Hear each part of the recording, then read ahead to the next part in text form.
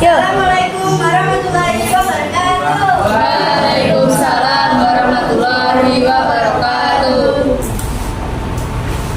Kami dari kelompok 6 ingin mempresentasikan hasil kerja kelompok kami tentang daun sulfur. Sebelumnya, perkenalkan, nama saya Salma Bisa Putri, nomor absen 29. Perkenalkan, nama saya Julia Putri, nomor absen 29. Saya Rafael. Saya berlihat nomor absen 8. Saya berada absen 13.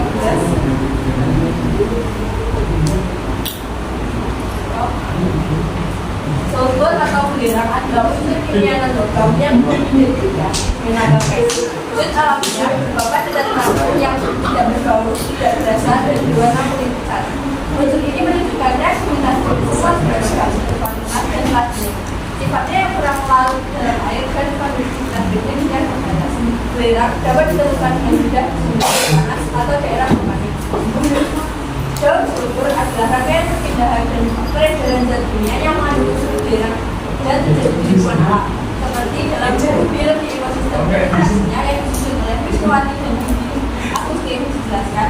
Sulfur atau belerang terdapat di atmosfer berupa sulfur dioksida atau SO2 yang berasal dari aktivitas vulkanik seperti gunung api, pembakaran bahan bakar fosil, atau kendaraan dan asap pakai.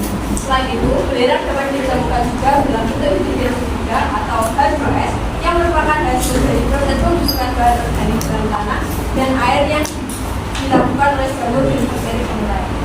Selanjutnya kita akan masuk pada bagian siklus sulfur. Jadi siklus sulfur ini adalah salah satu dari berbagai siklus dalam biogeokimia. Sebelum kita membahas, adakah yang tahu bagaimana proses singkat dari siklus sulfur? Tidak tahu. Ya, jadi proses singkat dari siklus sulfur yaitu mengubah hidrogen sulfida menjadi sulfat dioksida, kemudian menjadi sulfat dan berubah kembali menjadi hidrogen sulfida. Ada 4 hal yang berkaitan dengan siklus sulfur, yaitu yang pertama atmosfer, yang kedua air hujan, dan yang ketiga makhluk hidup, dan yang terakhir ada bakteri. Kita bahas satu persatu, mulai dari atmosfer.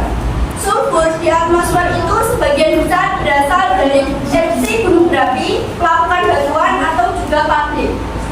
Nah, senyawa ini itu berinteraksi dengan udara sehingga membentuk sulfat atau terdapat gas lain seperti hidrogen sulfida. Gas ini berasal dari dekomposisi hewan dan tumbuhan yang mati oleh mikroorganisme seperti jamur dan bakteri. Selanjutnya yang kedua ada air hujan. Senyawa yang ada di udara itu terbawa oleh presipitasi. Jadi sebelum kita lanjut, proses presipitasi itu adalah proses turunnya segala materi dari atmosfer ke permukaan bumi. Mereka itu bereaksi dengan oksigen dan juga air membentuk asam sulfat atau H2SO4.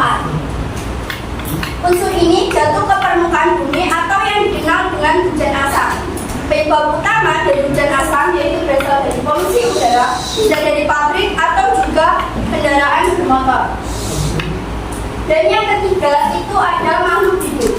H2SO4 yang turun ke permukaan bumi itu diuraikan kembali oleh jamur menjadi ion sulfat yang kemudian diserap oleh makhluk hidup. Senyawa ini diambil dari tanaman dan mikroba yang berubah bentuk menjadi organik. Bentuk organik inilah yang kemudian dikonsumsi oleh hewan dalam makanan mereka. Dengan demikian, belerang bergerak dalam rantai makanan. Dan yang terakhir ada bakteri. Jadi ketika hewan mati, sebagian belerang itu ada yang dilepaskan dari dekomposisi dan ada juga yang masuk ke jaringan mikroba. Mereka itu diuraikan oleh bakteri dan menghasilkan belerang kembali. Proses ini tidak akan pernah berhenti selama masih ada hewan, tumbuhan, dan manusia di bumi. Itu tentang siklus sulfur. Selanjutnya tahap satu pelepasan sulfur. Proses daun sulfur paling awal adalah pelepasan sulfur ke lingkungan melalui beberapa bulan. Pelepasan ini dilakukan dengan cara seperti melakukan batuan, aktivitas vulkanik, dan pembakaran sel-sel fosil. 2. Transformasi menjadi sulfat. Sulfur yang dilepaskan kemudian berinteraksi dengan udara sampai sulfur berubah menjadi sulfur sulfat atau SO2 yang kemudian dapat diserap oleh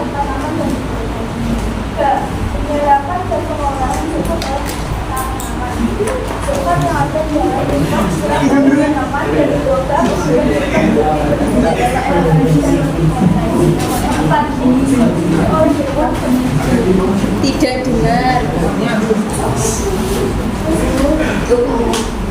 Dan pergerakan melalui rantai makanan.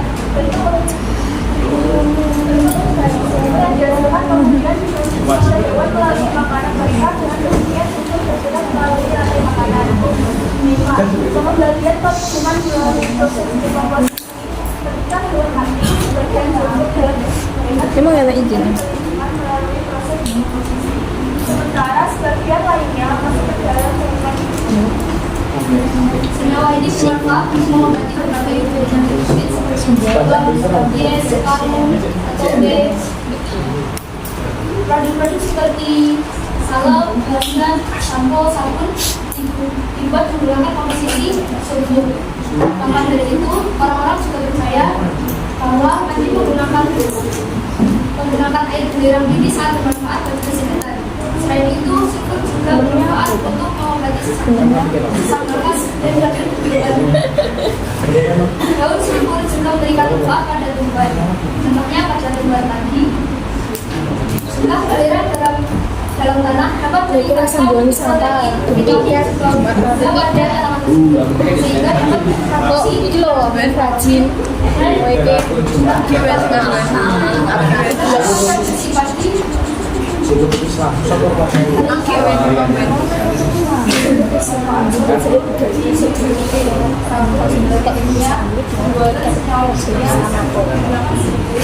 Bahan baku untuk membuat berbagai senyawa kimia seperti asam sulfat, sulfida, dan sulfida. Asam sulfat adalah salah satu senyawa kimia yang paling banyak digunakan dalam industri kimia. 2. Industri pertanian. Sulfur digunakan dalam pembuatan pupuk dan untuk meningkatkan kandungan sulfur dalam tanah. Memerlukan untuk mengelola industri minyak dan gas.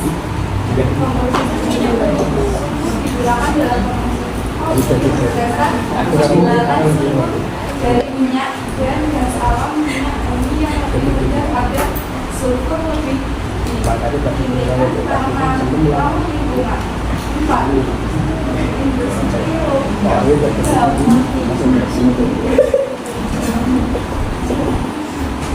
penyulingan logam.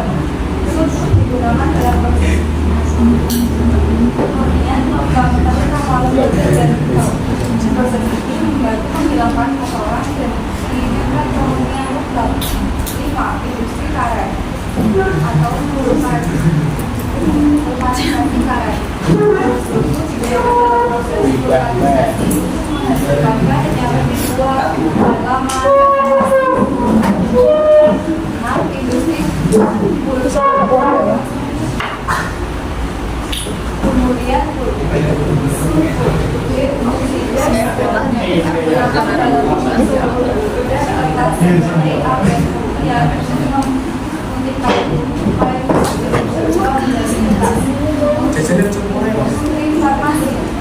produksi obat-obatan dapat digunakan sintetis beberapa obat-obatan dan senyawa farmasi lainnya.